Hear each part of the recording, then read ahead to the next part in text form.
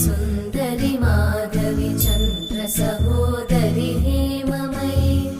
मुनिगणवन्दित मोक्षप्रदायिनि मञ्जुळभाषिणि वेदनुते पङ्कजवासिनि देवसुपूजित सद्गुणवर्षिणि शान्तियुते जय जय हे मधुसूदन कामिनि आदिलक्ष्मि जय पालय